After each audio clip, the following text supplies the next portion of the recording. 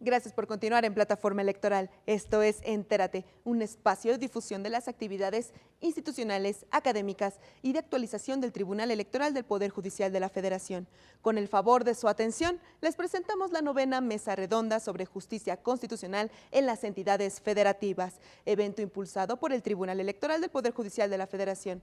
Les presentamos la tercera parte de la mesa de trabajo, los conflictos competenciales en la tutela de los derechos humanos por parte de órganos jurisdiccionales locales. En esta emisión, el magistrado José Antonio Abel Aguilar Sánchez, de la Sala Regional Guadalajara, nos comparte en esta intervención que en todas las entidades federativas deben existir medios y mecanismos de defensa que garanticen el acceso de justicia a todas y todos los justiciables. Les invito a continuar con nosotros en esta ponencia del magistrado Aguilar Sánchez. Comenzamos. Permítanme hacer este panorama general de cómo se ha desarrollado los medios de control constitucional en nuestro país. Quisiera primero poner de referencia lo que acontece en el medio federal y recordar lo que seguramente tenemos presentes. En el ámbito federal tenemos prácticamente 8 garantías constitucionales, entendidas las garantías constitucionales como estos procedimientos y procesos de defensa de la Constitución. Tenemos primero 5 en sede jurisdiccional y específicamente 3 en el ámbito de la competencia de la Suprema Corte de Justicia de la Nación. Estaría el juicio de amparo, las acciones de inconstitucionalidad, la controversia constitucional. Después, en el ámbito del Tribunal Electoral, el juicio ciudadano, el juicio de revisión constitucional, que si me permiten la comparación, bueno, pues son los amparos, ¿verdad?, en materia electoral. Pero obviamente dentro de la competencia del Tribunal Electoral, porque bien sabemos, el juicio de amparo mexicano es un juicio omnicomprensivo en la tutela de los derechos humanos, pero bueno, no están previstos, no están tutelados ahí los derechos político-electorales. Esta tutela la realiza el Tribunal Electoral del Poder Judicial de la Federación a través de las figuras a las que ya me referí. Y tenemos también, diríamos, 2 garantías constitucionales también en la cancha de la Comisión Nacional de los Derechos Humanos, que estaría la queja y que estaría también la facultad de investigación de violaciones graves a los derechos humanos, una facultad que tenía la Suprema Corte de Justicia de la Nación, pero se le quitó para dejarla en el ámbito de la competencia de la Comisión Nacional de los Derechos Humanos, que creo que la ha ejercido 1 o 2 veces solamente. Y finalmente tenemos otra garantía constitucional en sede legislativa, que sería el juicio político, justamente para pues conocer de violaciones a la Constitución por parte de altos servidores públicos, pero insisto, esto está en sede legislativa, empieza con una declaración de procedencia y después el juicio político a cargo de las cámaras que integran el Congreso de la Unión. Este es el panorama federal, es simple y sencillamente tenerlo presente. ¿Qué pasa en el ámbito de las entidades federativas? ¿Cómo se ha dado este desarrollo en las distintas entidades federativas a lo largo, insisto, de la primera década del año 2000? Bueno, primero tenemos el desarrollo de juicios similares al juicio de amparo, ¿verdad?, que son juicios, no todos ellos protectores de todos los derechos fundamentales, como se realiza en el caso del juicio de amparo federal, ¿verdad?, excluyendo, como ya señalé, los derechos político-electorales. Pero en el caso local, bueno, pues existen diferentes juicios con distintas denominaciones. En primer lugar destacaría, bueno, el juicio en Nayarit, ¿verdad?, bajo la denominación de juicio de protección de derechos fundamentales. En el caso de Veracruz, el juicio de protección de derechos humanos, en el caso de Tlaxcala, el juicio de protección constitucional, la queja, en el caso de Chihuahua, y bueno, el doctor Gumecindo también nos hablaba de la figura del habeas corpus, ¿verdad?, en el caso de Guerrero, pero bueno, con esta característica, dada la naturaleza del habeas corpus, de tutelar libertad e integridad personales. Esta parte, bueno, no es un desarrollo exhaustivo de todos los juicios que tutelan derechos humanos en las entidades federativas. Simple y sencillamente quiero destacar las diversas denominaciones que se han dado a juicios similares que tutelan derechos humanos. En un segundo apartado quiero referirme a los juicios ciudadanos, estos juicios que tutelan derechos político-electorales. Y aquí haría una división en tres sentidos. Primero, tenemos 18 estados en la República Mexicana que lo prevén expresamente en su legislación. Tenemos de igual manera 7 entidades federativas que contemplan los juicios ciudadanos, pero derivado de la interpretación del Tribunal Electoral del Poder Judicial de la Federación. Fundamentalmente el argumento ha sido que si estos juicios protectores de derechos político-electorales están previstos en la Constitución y no así desarrollado en la legislación electoral, pues existe la obligación de los órganos jurisdiccionales locales de tomar las medidas pertinentes para substanciar un juicio de esta naturaleza. Y también quisiera referirme, bueno, pues a los criterios recientes de la Sala Superior, ¿verdad? Estas jurisprudencias importantísimas, muy recientes, bajo el tópico de federalismo judicial y bajo el tópico de definitividad y garantía de un recurso efectivo, donde la Sala Superior ha establecido el criterio que para hacer efectivo el federalismo judicial se requiere que en todas las entidades federativas existan medios de impugnación en relación con los actos y resoluciones electorales, y que el federalismo judicial pues se cumple al reencauzar a la instancia jurisdiccional local todos aquellos juicios que impliquen esta impugnación de actos y resoluciones electorales, entre ellos tutela de derechos político-electorales, aunque no exista una vía prevista en la legislación correspondiente, de tal suerte que derivado de estos criterios, pues todas las entidades federativas serían ahora competentes vía la instancia jurisdiccional local para conocer, entre otros, de juicios que tutelen derechos político-electorales. Un tercer apartado estaría constituido por todas aquellas entidades federativas que tienen medios de control constitucional similares a los federales, y me estoy refiriendo específicamente a las controversias constitucionales, que en este sentido tenemos ya 22 entidades federativas, y en relación con acciones de inconstitucionalidad locales las tienen previstas 15 entidades federativas.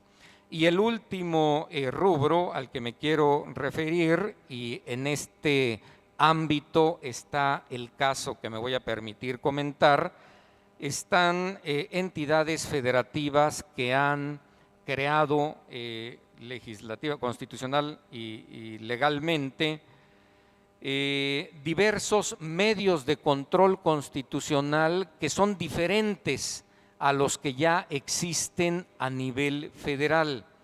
Me estoy refiriendo primero a la figura de los juicios o acciones contra la omisión legislativa, en el cual tenemos 9 entidades federativas. Tenemos también la creación de la figura de la cuestión previa de constitucionalidad, en la cual tenemos 2 estados, la figura también muy importante de la cuestión de inconstitucionalidad, en la cual existen 5 entidades federativas y la figura, que no es el nombre exacto, pero a eso se refiere, de revisión de inaplicación de normas constitucionales y convencionales que existe en el Estado de México. Insisto, es un recurso innominado, ¿verdad? No es propiamente esta la denominación, pero en el caso del Estado de México, por modificaciones de su legislación, en los casos de inaplicación de normas, ¿verdad? En este ejercicio del control difuso, todos aquellos jueces que inapliquen normas, la segunda instancia, el recurso que se interponga, tendrá que ser del conocimiento de la Sala Constitucional para que revise el tema de inaplicación y para que resuelva el caso concreto. Sería pues este panorama, así muy breve, muy general, de la justicia local constitucional. Ya me quitaron la presentación. Bien. Me quiero referir a un caso concreto que tiene que ver con la modificación el año de 2010 a la Constitución Política del Estado de Yucatán. Un asunto que llegó a la Suprema Corte de Justicia de la Nación vía acción de inconstitucionalidad. Recordemos que la acción de inconstitucionalidad es un medio de control constitucional, es un procedimiento, no es un proceso, por virtud del cual el alto tribunal realiza un control abstracto de la constitucionalidad. Y diríamos, con la reforma constitucional en materia de derechos humanos, este control abstracto de constitucionalidad se realiza, por una parte, fuera de la temática propia de derechos humanos, se hace este contraste de la norma contra todo el contenido constitucional. Y tratándose de derechos humanos, el contraste tiene que realizarse de la norma controvertida contra, diríamos, el parámetro de regularidad constitucional. Que ya lo hemos comentado, que no gusta mucho en el alto tribunal ni en algunos ámbitos este bloque de constitucionalidad, este bloque de derechos. Esta reforma constitucional en materia de derechos humanos amplió también, en el caso de esta garantía constitucional, este parámetro, ¿verdad? Para que también vía acciones de inconstitucionalidad, cuando se controviertan las normas, insisto, en el ámbito de los derechos humanos, se considere no solamente el catálogo de derechos de fuente nacional, sino también de fuente internacional. En el caso concreto al que me quiero referir, se suscitó en el año de 2010, tiene que ver con el artículo 70 de la Constitución de Yucatán, en donde el Procurador General de la República controvirtió la norma contenida en el artículo 70 de la Constitución de Yucatán. En este año se reforma la Constitución para crear un sistema de control constitucional. Se crearon acciones de inconstitucionalidad locales, controversias constitucionales y 2 figuras novedosas que fueron motivos de la acción de inconstitucionalidad. Se creó la acción por omisión legislativa o normativa en la fracción tercera, y se creó el control previo de la constitucionalidad en la fracción cuarta.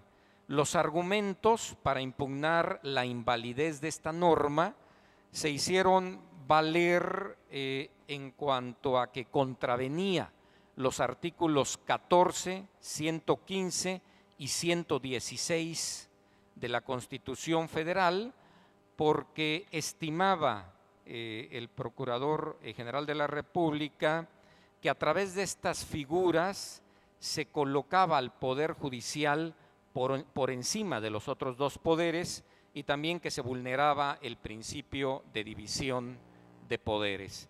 Vamos a revisar rápidamente cada una de estas dos figuras. En primer lugar, la acción por omisión legislativa y normativa prevista en el artículo 70, fracción tercera de esta entidad federativa. En esta acción por omisión legislativa, sin lugar a dudas, el órgano de control constitucional local era o es el Pleno del Tribunal Superior de Justicia, integrado por 11 magistrados, y el objeto de control de este medio local, como el nombre lo indica, son las omisiones en la emisión de las leyes locales, pero no solamente esto, también el no ejercicio de la facultad de promulgación por parte del gobernador y también el no ejercicio de la facultad reglamentaria de los municipios.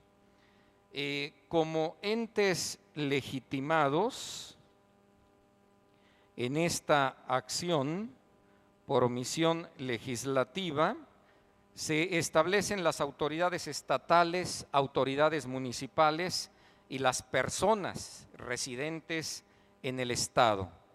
Y también se establece en la regulación legal un plazo para subsanar la omisión en el caso de que sea decretada, y se establece en 2 periodos ordinarios de sesiones del Congreso del Estado para que emita la ley, decreto o acuerdo, y en 6 meses respecto de omisiones del Poder Ejecutivo o de los ayuntamientos.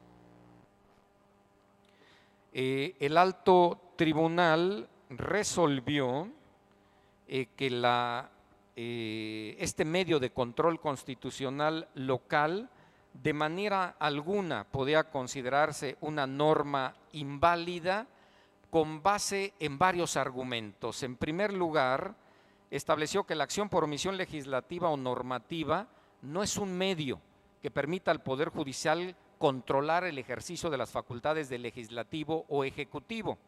Lo que señaló la Suprema Corte es que simple y sencillamente a través de esta acción por omisión legislativa lo que se pretendía era determinar la existencia de una facultad obligatoria para legislar y por otro lado la existencia de la omisión al respecto, y que esto de manera alguna pues constituía una invasión de poderes, porque el Congreso estatal tiene precisamente esta función, legislar. Aunque hay que señalarlo, en este análisis el alto tribunal invoca uno de sus criterios jurisprudenciales, en el que hace una clasificación de las omisiones legislativas, que seguramente la tendrán presente. Es este criterio en el que se dividen las omisiones en absolutas y relativas, y también las facultades de legislación en potestativas y obligatorias, y ahí se realiza una matriz para determinar que las facultades obligatorias, ¿verdad?, diríamos absolutas y relativas, son las que es necesario controlar.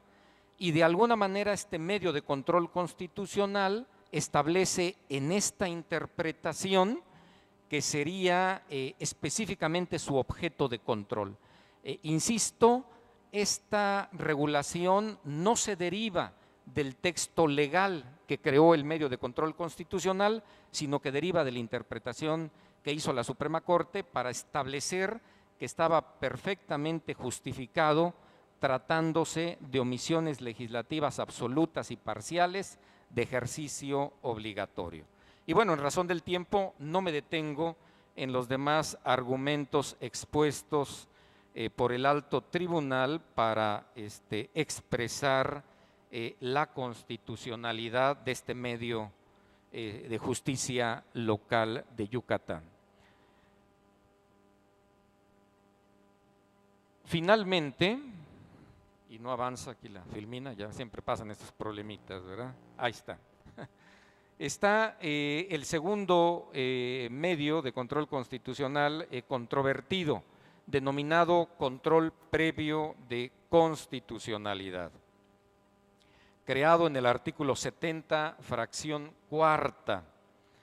Esta figura, ¿verdad?, muy propia como los demás medios de control constitucional del derecho europeo, es una figura que no tenemos en el ámbito federal, ya lo había señalado, ¿verdad? Es una figura a través del cual se realiza este control de constitucionalidad de las iniciativas de ley.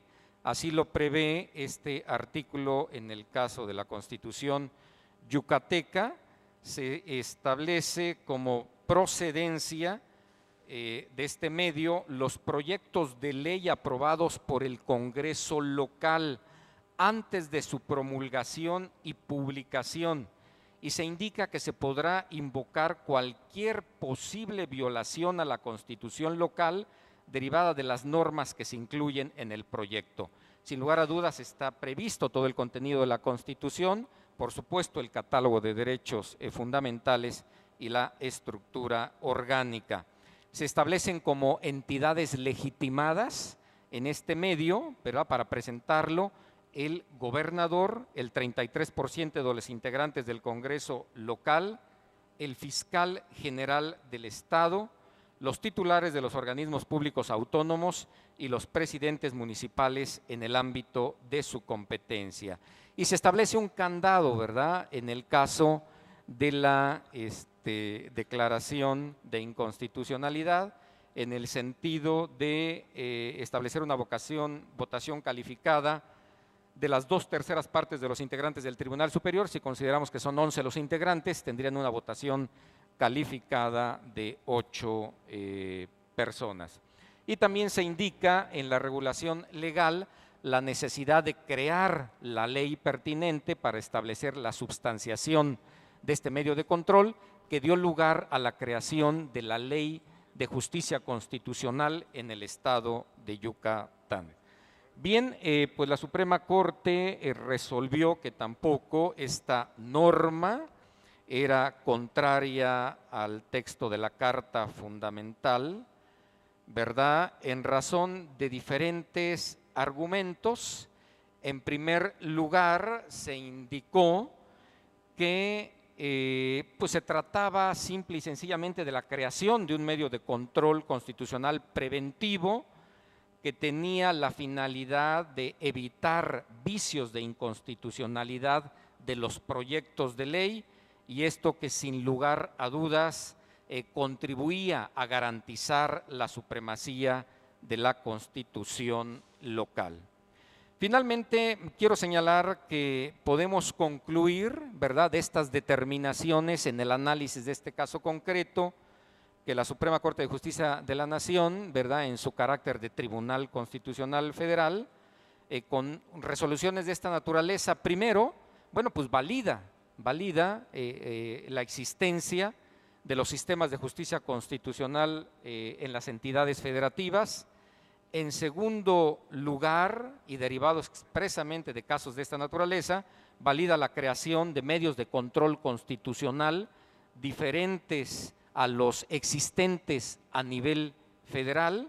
Y en tercer lugar, sin lugar a dudas, tutela que no haya violaciones al principio, al importantísimo principio de división de poderes, y como se advierte de estos medios, la existencia de los mismos no viola, no genera un conflicto entre los poderes locales, porque realmente lo que se está tutelando es la supremacía constitucional local y a su vez la federal. Por su paciencia, muchas gracias.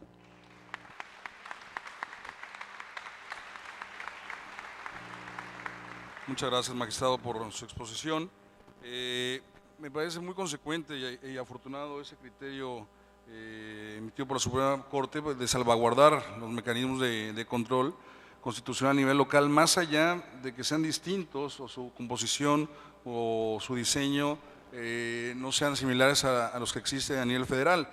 Este desarrollo que ha tenido a partir de la reforma constitucional del año 2000 en Veracruz hasta la fecha, vamos a encontrar que los esquemas de control y de tutela son distintos en los estados, ¿no? Hay una diversidad, lo cual me parece que enriquece la tutela efectiva de los derechos, el control constitucional, más allá que a lo mejor sean mecanismos de control un tanto, pues a lo mejor distintos o extraños para algunas autoridades o para algunos órganos de poder.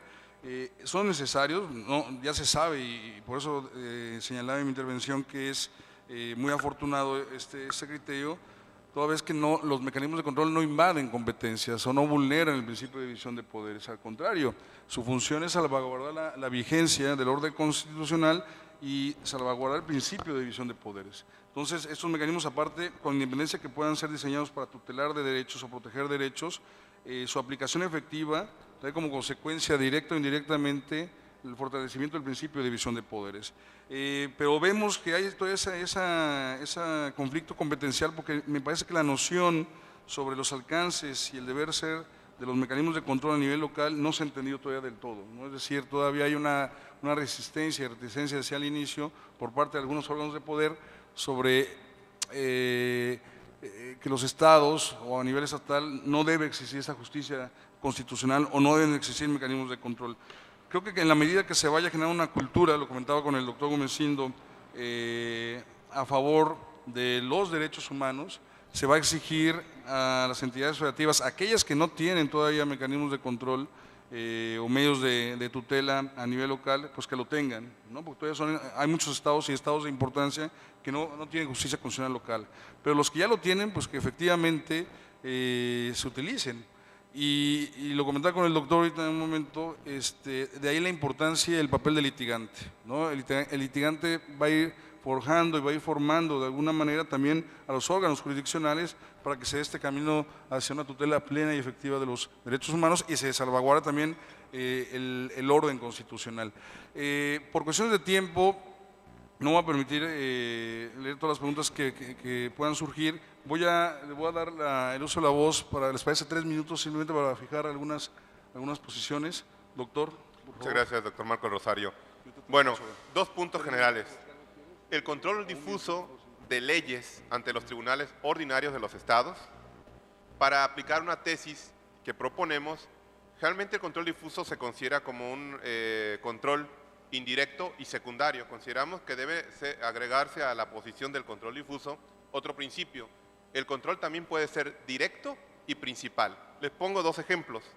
En el 2012 hago un planteamiento de inconstitucionalidad de una ley de responsabilidad de servidores públicos ante el Tribunal de Justicia Administrativa de Michoacán, y el único acto reclamado en el proceso contencioso administrativo era la legislación, la aplicación, los vicios propios de la norma. Tengo que transitar para eximirme de exponer argumentos en contra del acto y considerar que son en vía de consecuencia el atacar los vicios propios de la norma. El Tribunal de Justicia Administrativa solamente se encarga en la sentencia de analizar un problema normativo y determina la nulidad por inconstitucionalidad de un acto administrativo. Le dice a la autoridad que porque determinen aplicar contenido de la Ley de Responsabilidad de Servidores Públicos del Estado y reglamento de la Procuraduría General de Justicia del Estado de Michoacán, se termina en aplicación, dice, vuelve a dictar el acto, pero sin aplicar estas porciones normativas. Obvio, en el control difuso no se hace cosa juzgada sobre la norma, pero sí sobre los hechos en que se aplicó. Los esperamos en una próxima emisión de Entérate, con lo más destacado de las actividades institucionales, académicas y de actualización del Tribunal Electoral del Poder Judicial de la Federación, solo por Plataforma Electoral. Soy Roxana Noriega, hasta la próxima.